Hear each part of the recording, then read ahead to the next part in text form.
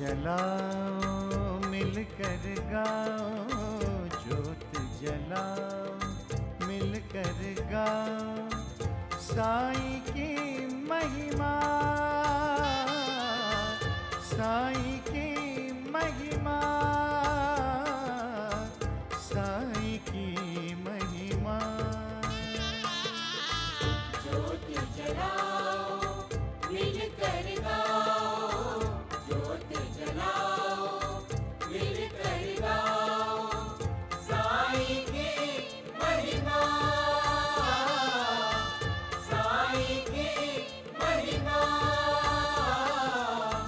साईं की महिमा। ज्योत जलाओ मिलकर गाओ।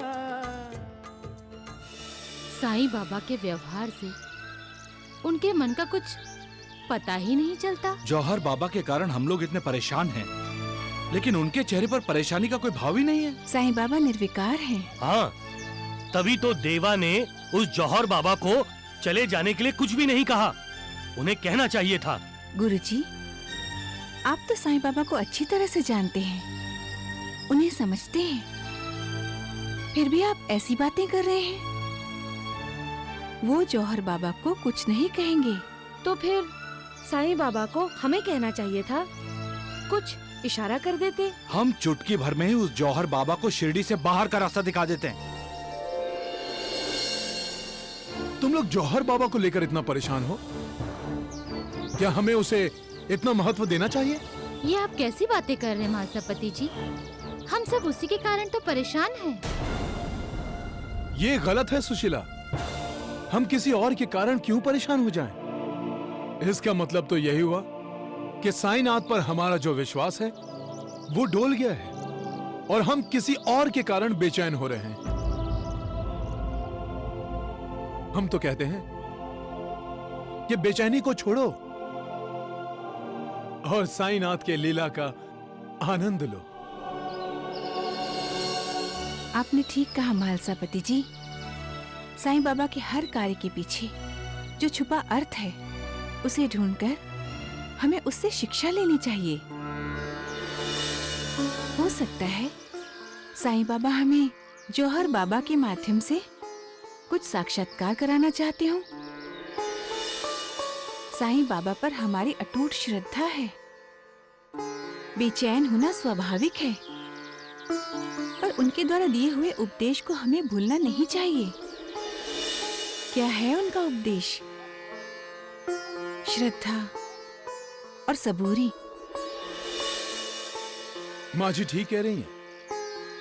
हमें सब्र करना चाहिए, क्योंकि सब्र धैर्य का ही दूसरा नाम है। इंसान धैर्यवान कब बनता है? जब उसका मालिक पर भरोसा होता है, विश्वास होता है तब। और विश्वास कब होता है? जब वो तन मन से मालिक की भक्ति करता है। ऐसे इंसान का धैर्य कभी भी किसी भी परिस्थिति में न डगमगाता है और न डोलता है, क्योंकि मालिक की दुआ हमेशा उसके साथ होती है। क्यों देखा? साईं की आरती उतारने वाले लोग अब जौहर बाबा में दिलचस्पी दिखा रहे हैं। ऐसा इंसान मालिक पर ही निर्भर करता है। उसका यही मानना होता है कि जो कुछ भी हो रहा है सब मालिक ही तो कर रहा है। फिर मैं फिक्र क्यों करूं? मेरी फिक्र, मेरी चिंता सब मालिक को है। भक्ति ही भक्त को भगवान बना देती है, और सत्य को झूठा आज तक कोई नहीं कर पाया है। इसलिए भक्ति में वो शक्ति है जो असंभव को भी संभव बना देती है। मालिक, आप सबका कल्याण करें। गुरुदेव संत जौहर बाबा की जय। गुरुदेव संत जौहर बाबा की जय। गुरुदेव संत जौहर बाबा की जय। गुरुदेव संत जौहर बाबा की जय। गुरुदेव संत जौहर बाबा की जय। गुरुदेव संत जौहर बाबा की। नूरबाजी, इसमें बेचैन होने की कौन सी बात है? शिरडी वालों को अच्छी बातें सुनने को मिल रही हैं। भाग्यशाली हैं शिरडी के लोग। परंतु बाबा, कथनी और करनी में फर्क नहीं होना चाहिए ना। दूसरों को उपदेश देना एक बात है बाबा, और उस उपदेश पर स्वयं चलना दूसरी बात। तुम्हारी बातों में सच्चाई है बहन, साथ ही इसमें भी सच्चाई है कि भक्ति में शक्ति है।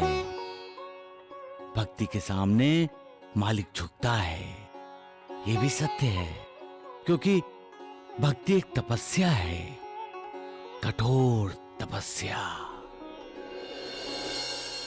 जो कोई भी ऐसी तपस्या करता है वो अंदर से और बाहर से दिव्य हो जाता है।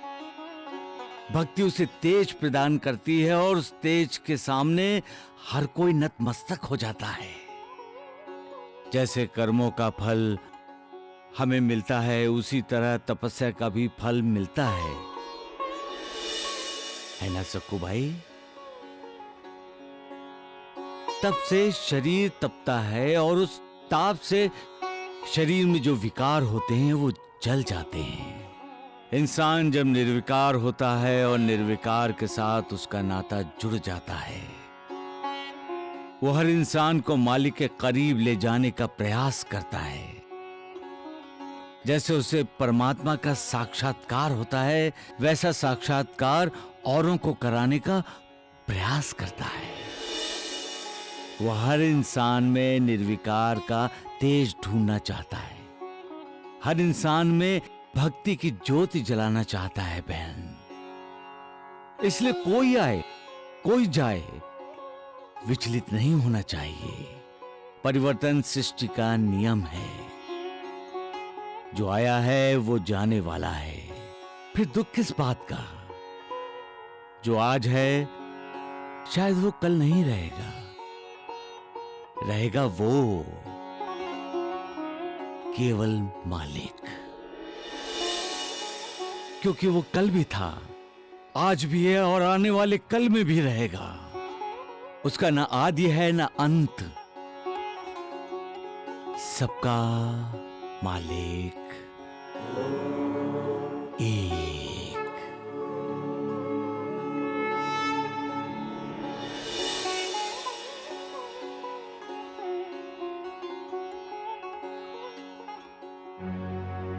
साईं बाबा ने आज जौहर बाबा के बारे में ना कुछ कहा ना कोई टिप्पणी की। उनकी बातों से कुछ भी समझ में नहीं आया। क्या साईं बाबा जौहर बाबा का साथ देंगे? बाबा जौहर का साथ क्यों देंगे?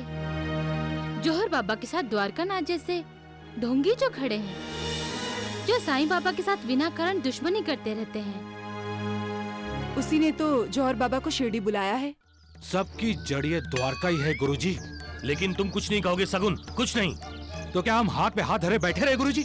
सगुन भाऊ ठीक ही तो कह रहे हैं गुरुदेव।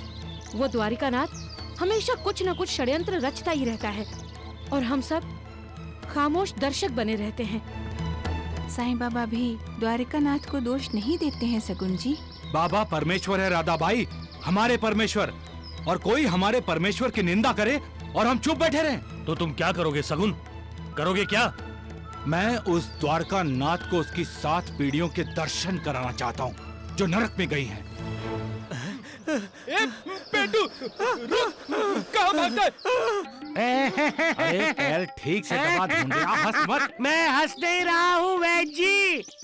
वैद जी मुझे बचाइए। उस जाड़िए को भागते देखकर अपने आप हंसी आ गई। द्वारका, रुक, अरे बंदर छोड़। अरे राम राम राम द्वारिका नाथ जी। अरे हंस मत जी, मैं आता है कि मैं तेरी खाल उधेड़ दूं। पहले अपनी खाल संभालिए, नानावली आ रहा है। अरे बचाइए। अरे क्यों हो? जाइए जाइए, अपने प्यारे द्वारिका नाथ जी को बचाइए, जाइए। अरे शहीद होने की जल्दी है तो जाइए। साईं बाबा के आशीर्वाद से ये वैद ढोंडू शिरडी के लोगों का इलाज तो कर देगा। अरे नालायक, तू मेरा बुरा चाहता है, हैं? मैं आपका बुरा चाहता हूँ? अरे बुरा तो आप खुद अपना चाहते हैं। ये पीछे खड़े जीवाजी को देखिए, गधा कहीं का द्वारिका नाथ जी का अंग रक्षक बनता है। अपने अंगों की रक्षा तो कर नहीं सकता अंग रक्षक। ऐसे लोगों के साथ मिलकर आप उस जौहर बाबा को शिरडी लेकर आए।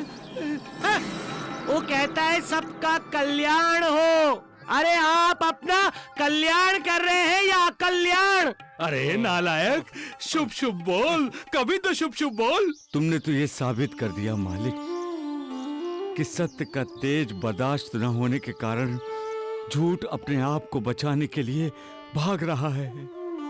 आखिर कब तक झूठ दूसरों को फंसाता रहेगा मालिक? कब तक दूसरों को अपनी तरफ आकर्षित करता रहेगा? कब तक अपनी मीठी जबान से लोगों को भ्रमित करता रहेगा? ये तुम भी जानते हो और सभी जानते हैं कि 100 सुनार किए और एक लुहार की। जब सत्य सामने आता है तब झूठ की ऐसी ही हालत होती है। ये सब जानते हुए भी तुम्हें चुनौती देने का दुस्साहस करते हैं। क्यों झूठ बोलते हैं? क्यों झूठा व्यवहार करते हैं? क्यों झूठ की तरफ खिंच चले जाते हैं? क्या इन्हें सच और झूठ का फर्क समझ में नहीं आता? अरे चमन दोस्त कैसे हो? कब आए? तब जब तुम सच और झूठ के बारे में मालिक को समझा रहे थे। मालिक को समझा रहा था?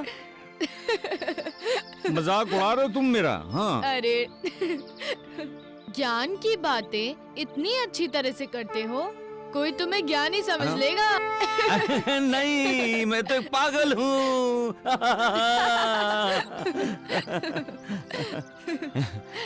ऐसी नौटंकी करनी पड़ती है दोस्त। मेरा पागलपन सिर्फ तुम जानते हो, बाकी कोई नहीं। अरे दोस्त वो देखो, कैसे एक पागल दूसरे पागल का पीछा कर रहा है। मालिक, ये दुनिया पागलों से ही भरी पड़ी है। यहाँ पर हर कोई पागलपन करता है। कोई पैसों के लिए पागलपन करता है तो कोई जमीन जायदाद के लिए पागलपन करता है, कोई घर द्वार बीवी बच्चों के लिए पागलपन करता है और कोई सब कुछ छोड़कर भगवान की भक्ति के लिए पागलपन करता है। यहाँ सब पागल हैं, सब पागल हैं। पागल ही पागल।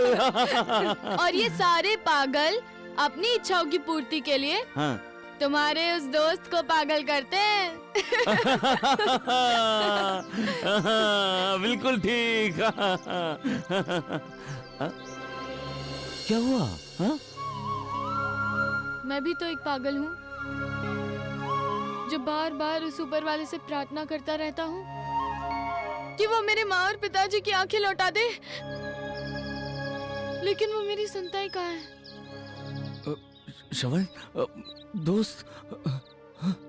दोस्त मेरा नाम तो श्रवण है, लेकिन वो मुझे श्रवण करता ही कहाँ है? वो मेरी सुनता ही कहाँ है? नहीं श्रवण, श्रवण।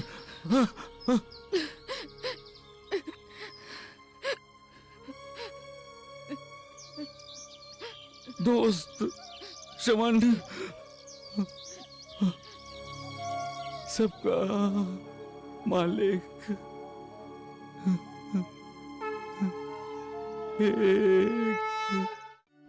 द्वारिकानाथ जी, आपकी शिरडी मुझे बहुत पसंद है और यहाँ के लोग भी बहुत अच्छे हैं। गुरुदेव, आपने तो शिरडी के लोगों का मन जीत लिया है। वैद्य जी, द्वारिका नाथ जी कितने झूठे हैं, झूठ बोल रहे हैं। अरे नालायक, क्यों अपना मुंह खोल रहा है गधे कहीं के? वैद्य जी, हमारे ही बीच में साईं का भक्त। हाँ, जय साईनाथ। जब मैं इस ढोंडू का दिल जीत लूंगा तब समझूंगा कि मैंने शिरडी के लोगों का दिल जीत लिया है। कभी नहीं।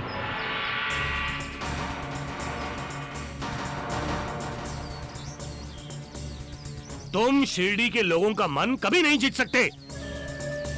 आइए भाइयों, आइए, स्वागत है। हमारी शिरडी में हमारा ही स्वागत कर रहे हैं आप। ए हैदराबादी, शिरडी कब से तेरी हो गई है? अरे हो जाएगी, हो जाएगी। जब तुम जैसे षड्यंत्रकारियों को मक्खी की तरह इस शिरडी से निकालकर बाहर फेंक दिया जाएगा। अरे अरे, आप लोग तो अचानक झगड़े पर उतर आए हैं। झगड़ा तो ये ढोंगी पाखंडी करता है। ये द्वारिकानाथ इस शिरडी के लिए एक बीमारी है। इसे और इसके तुम जैसे साथियों को इस शिरडी से बाहर भगाना ही होगा। कौन है ये लोग?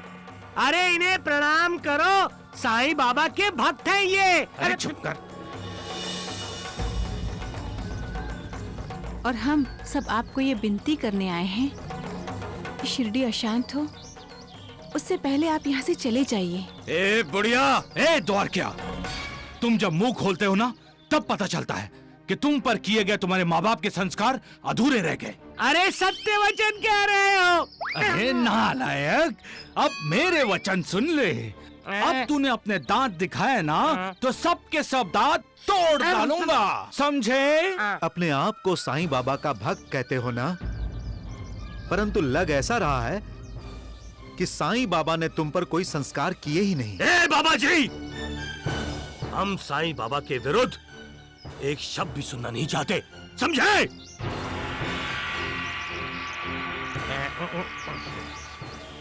साईं बाबा आपकी तरह नहीं है। हाँ। और उनके पास कोई द्वारिकानाथ जैसा भी नहीं है। ए सकू भाई, साईं बाबा ने हम पर अच्छे संस्कार किए हैं, इसीलिए तो आपने शिरडी में कदम रखा है। बस बस, बहुत हो गया। साईं बाबा के भक्त हो तो जाकर पूछो साईं से कि वो खुद किसका भक्त है।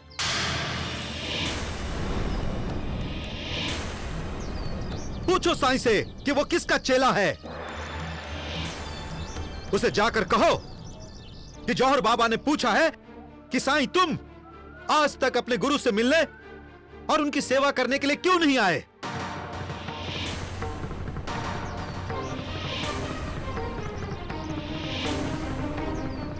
गुरु,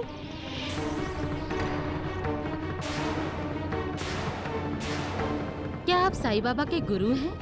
बहन, जाकर साईं बाबा को संदेश दे दो कि मैंने उसे बुलाया है।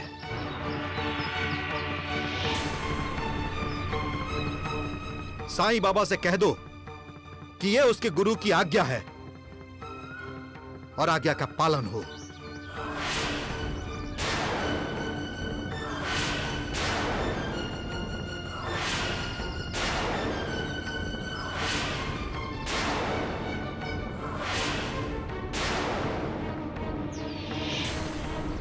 साईनाथ का अब तक का पूरा जीवन शिरडी में बीता है। उनके जीवन का एक वर्ष छोड़कर हम उनकी संपूर्ण जीवनी जानते हैं, परंतु इस जौहर बाबा के बारे में तो हर कोई अनजान है। साईं बाबा भी जौहर बाबा के बारे में नहीं जानते होंगे।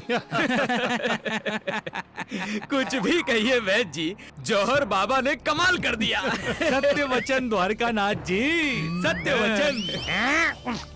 वो साईं का गुरु है या नहीं है, ये तो वो साईं और जौहर ही जाने। परंतु आज जौहर बाबा ने सारी शिरडी को ये विश्वास दिला दिया है कि वो साईं का गुरु है। झूठ बोल रहा है वो जौहर बाबा। वो साईं बाबा का गुरु नहीं है। वही तो, हर किसी का मन यही कह रहा है सकुबाई। जब मन ही नहीं कह रहा तो कोई कैसे मान ले कि जौहर बाबा ही साईं बाबा के गुरु है? देवा ने भी तो कभी उस जौहर बाबा का जिक्र नहीं किया। साईं बाबा जानते होते और सत्य में जौहर बाबा साईं बाबा का गुरु होता तो साईं बाबा उसके दर्शन करने नहीं जाते? कोई बात नहीं। अगर साईं बाबा मुझसे मिलने नहीं आया तो मैं उससे मिलने जाऊंगा। अब हम रुक नहीं सकते द्वारकानाथ जी ना। लोहा हमने गर्म किया है, अब उस पर हमें ही प्रहार करना चाहिए। सत्य वचन गुरुदेव, सत्य वचन। अरे क्या सत्य वचन? सत्य वचन? जो असत्य व्यवहार करता है वो सत्य वचन कैसे बोल सकता है? हैं?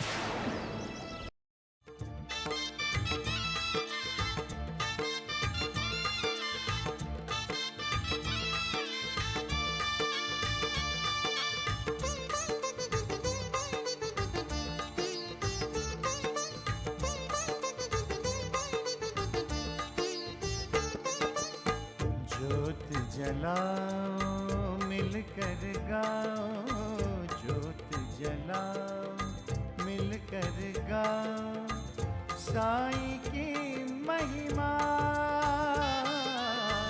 साईं की महिमा, साईं की महिमा। ज्योति जलाओ मिलकर गाओ, ज्योति जलाओ मिलकर गाओ, साईं की महिमा, साईं की महिमा, साईं की महिमा। ज्योत जलाओ मिलकर गाओ।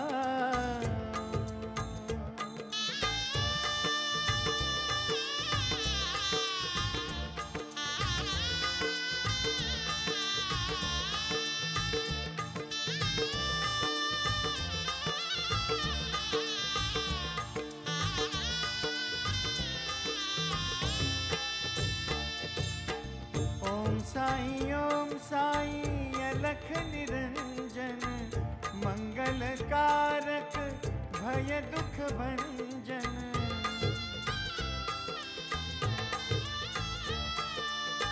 ओम साईं महासुखदायक, बल बुद्धि और विद्या प्रदायक, श्रद्धा जगाओ मिलकर गाओ, श्रद्धा जगाओ मिलकर गाओ, साईं की महिमा, साईं की महिमा। ज्योत जलाओ मिलकर गाओ।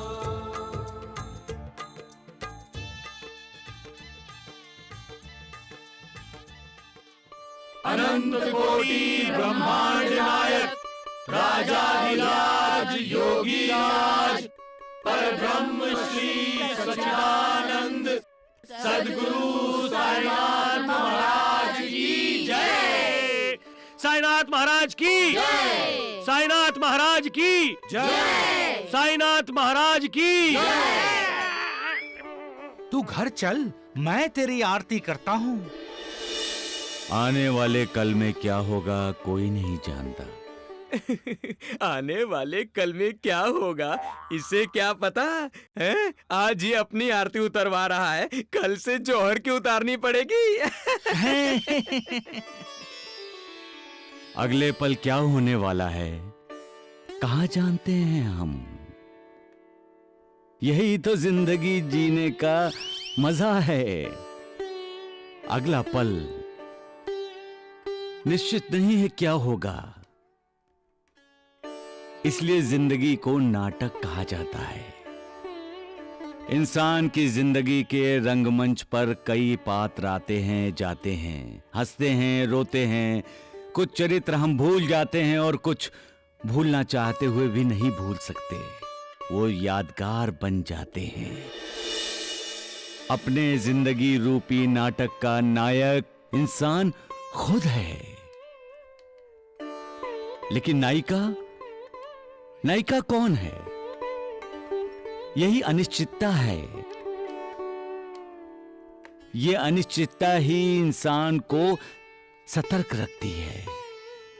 अचानक कुछ हो जाता है और जिंदगी में उथल पुथल मच जाती है। अब इसकी जिंदगी में उथल पुथल मचने वाली है। ना चाहते हुए भी इंसान को कुछ लोगों का, कुछ घटनाओं को स्वीकार करना पड़ता है। मैं पूछता हूं, क्या निश्चितता के कारण कोई जीना छोड़ देता है? नहीं, हर कोई अपने अपने तरीके से जिंदगी जीता है, लेकिन जो अपना धैर्य नहीं खोता, जो मालिक पर विश्वास रखता है और जिंदगी में अचानक आए तूफान का सामना करते हुए तूफान पर सवार हो जाता है, वो जिंदगी जीता ही नहीं, जिंदगी को जीत भी लेता है। इसलिए धैर्य धारण करो, क्योंकि धैर्य ही शौर्य को जन्म देता है। कल क्या होने वाला है कोई नहीं जानता है। हो सकता है कल आरती करने का मौका ही ना मिले। सबका मालिक एक। साईं बाबा आज कुछ अलग नहीं लग रहे थे द्वारिकानाथ जी। राम राम राम, वो आने वाले कल के बारे में क्यों बोल रहे थे? क्योंकि साईं जान गया है वैद्य जी कि उसकी जिंदगी में अब अनिश्चितता ही अनिश्चितता है। अच्छा, हाँ, उथल पुथल होने वाली है वैद्य जी।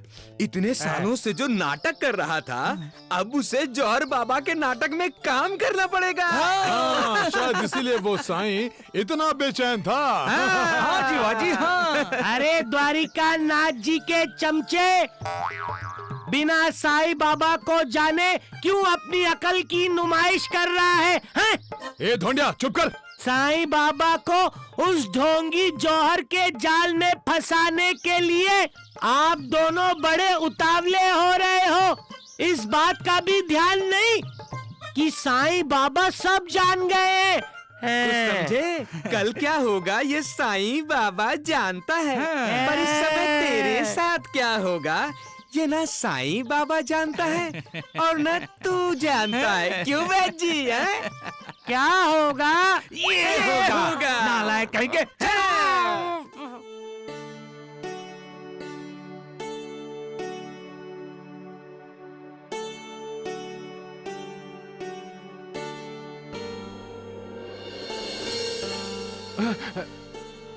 जानकी, ये क्या कर रही हो? अपने परमेश्वर को प्रणाम कर रही हूँ। जानकी, मैं तुम्हारा पति हूँ। इसीलिए तो आप हर बार मेरी रक्षा करते हैं। आपने पौना को बचाया, मैं आपकी कृतज्ञ हूँ। इसीलिए साईं बाबा की पूजा करने के बाद मैं आपकी पूजा करने आई हूँ। माँ के व्यवहार से तुम दुखी हो ना जानकी। मैं तुम्हारा दुख दर्द समझ सकता हूँ जानकी। मुझे दुख सिर्फ इस बात का है कि माँ जी ने मुझे अपनी बहू स्वीकार नहीं किया है। ऐसा लगता है कि साईं बाबा मेरी परीक्षा ले रहे हैं। जो इंसान सच्चा है वो सोने की तरह अग्नि परीक्षा देता रहता है, और अग्नि परीक्षा से वो और तेजस्वी बनकर बाहर आता है। इंसान की जिंदगी में सुख कम दुख ज्यादा है। दुखों को टाल तो नहीं सकता, वो सामना करना पड़ता है। तो वो क्या है? परीक्षा ही तो है। और जो इस परीक्षा में सफल होते हैं उन पर सुखों की बरसात होती है। सबका मालिक एक। शिव, आज साईनाथ मुझे गंभीर लगे। अचानक उन्होंने आने वाले कल की बात करके मन को बेचैन कर दिया है।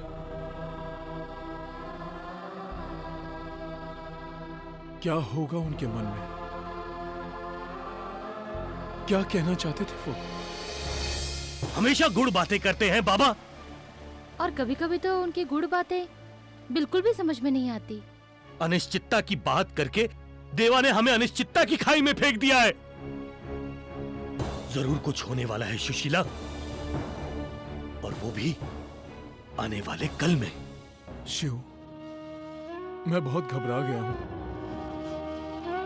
साईनाथ के बातों ने मुझे अस्वस्थ कर दिया है। पता नहीं कल क्या होने वाला है। सुशीला, ऐसा लगता है कि कल का दिन ना है। चिंता चिंता चिंता, सबके चेहरों पर चिंता। इस संसार में चिंता से ही इंसान दुखी होता है, क्योंकि चिंता दुख की जननी है। जो इस रहस्य को जानता है वो कभी दुखी नहीं होता। फिर तुम लोग चिंता में क्यों डूबे हो? बाबा, मालिक पर विश्वास करो, उस पर श्रद्धा रखो, उस पर अपनी सारी चिंता उस पर छोड़ दो। याद रखो, जितना बड़ा तुम्हारा अहंकार होगा उतनी बड़ी तुम्हारी चिंता होगी।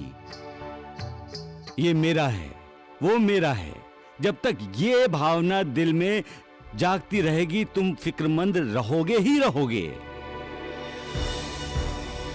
अहंकार त्याग दो, उस मालिक पर निर्भर रहो। उसे जो करना है करने दो, उस पर संशय शक की उंगली मत उठाओ।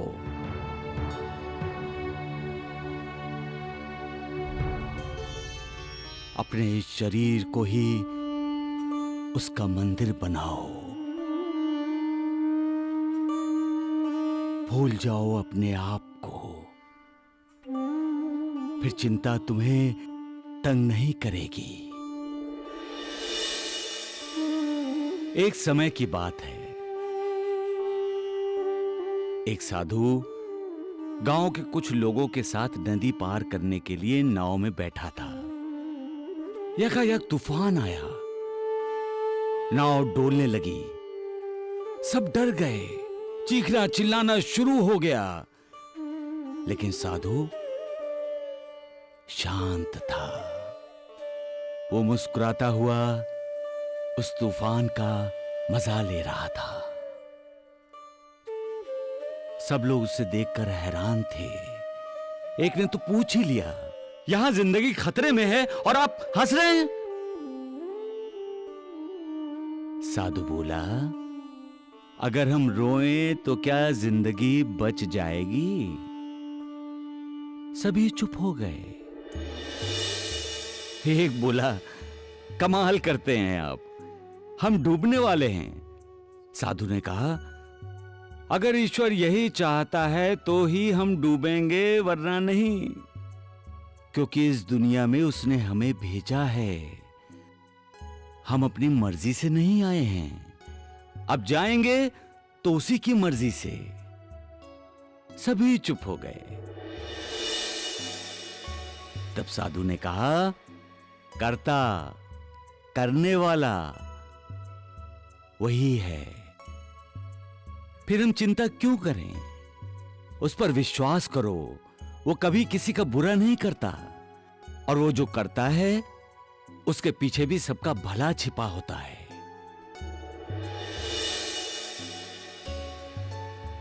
मेरे ख्याल से तुम सभी कुछ पूछना चाहते हो। देवा, हमारी नाव किनारे लग गई। तूफान शांत हो गया बाबा। सबका मालिक एक। अब अच्छा लगा। हाँ, अब तो चिंता का भार निकल गया हमारे कंधों से। देखा वैद जी आपने, साईं बाबा के चेले हमारे गुरुदेव को मिलकर आ रहे हैं। पेटू नहीं नानावली।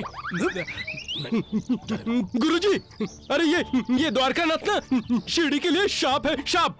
हाँ, मैं श्राप नहीं, मैं सांप हूँ, सांप।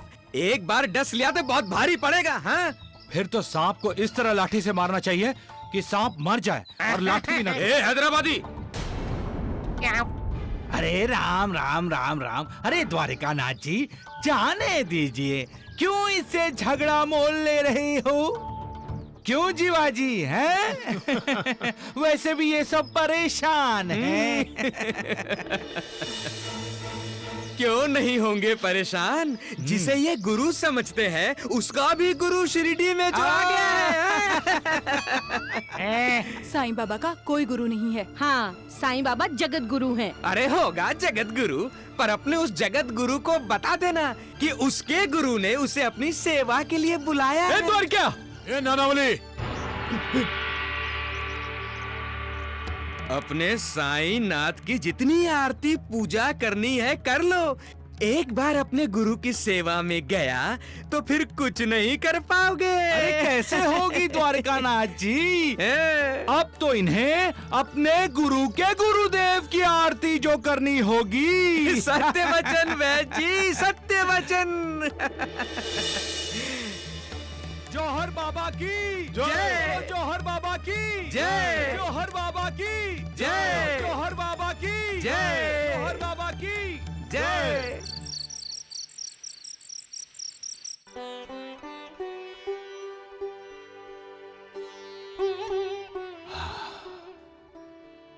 श्यामा जी, देखा, दीप के जलते ही पूरी द्वारका माई रोशनी से जगमगा उठी। ये दीप भी बड़े दिल वाला है, स्वयं जलकर दूसरों को रोशनी देता है। उसी प्रकार से जिस इंसान का विशाल मन होता है, असल में अमीर वही होता है। सिर्फ पैसा ही हो वो अमीर नहीं होता। वो पैसा किस काम का जो दूसरों के काम ना आ सके। अमीर वो है जिसके दिल में बड़ों के लिए आदर हो, और जिसके दिल में आदर नहीं वो कंगाल है। उसका पैसा, उसका धन सब बेकार है। जो संस्कारी है, विनम्र है, असहाय लोगों की सेवा के लिए हमेशा आगे रहता है, सच में अमीर वही है। और जिनमें ये तीनों गुण ना हो वो अहंकारी कहलाता है। और जहां अहंकार है, दरिद्रता वही है। वहीं दरिद्र नारायण वास करते हैं। अब तुम दोनों अपने अपने घर जाओ। बाबा, आज हम द्वारका माई में ही रहना चाहते हैं। नहीं सगुण, द्वारका माई में कोई नहीं रहेगा। जाओ जाओ तुम। लेकिन देवा, हम सिर्फ कल का सूरज उगने तक ही रहना चाहते हैं। लेकिन क्यों? होने को कोई नहीं टाल सकता है श्यामा।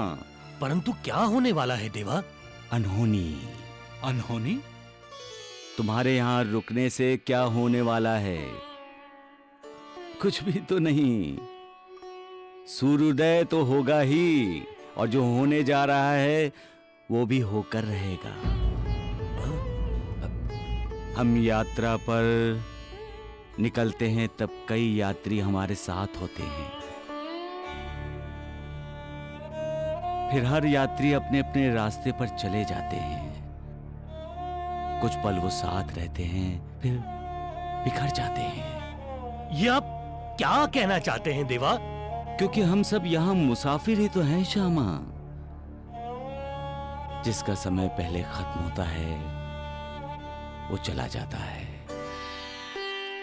और बाकी यात्रा करते रहते हैं, यहाँ तक कि जो चला जाता है उसे भूल भी जाते हैं। देवा, आप ऐसी बातें करके फिर रुला रहे हैं। आप कहीं नहीं जाएंगे। अब तुम बच्चे नहीं हो श्यामा, इसलिए मुझे मिले हो। अरे जाने वाले को कौन रोक सकता है? हम आपको कहीं नहीं जाने देंगे बाबा। अगर आपको कहीं जाना है ना देवा, तो हम भी आपके साथ चलेंगे। हाँ हाँ। बड़े भोले हो तुम लोग। जाओ जाओ सगुन, जाओ। जैसा कल के सूर्योदय का तुम्हें इंतजार है, वैसा मुझे भी। जाओ जाओ। सबका मालिक एक, सबका मालिक एक।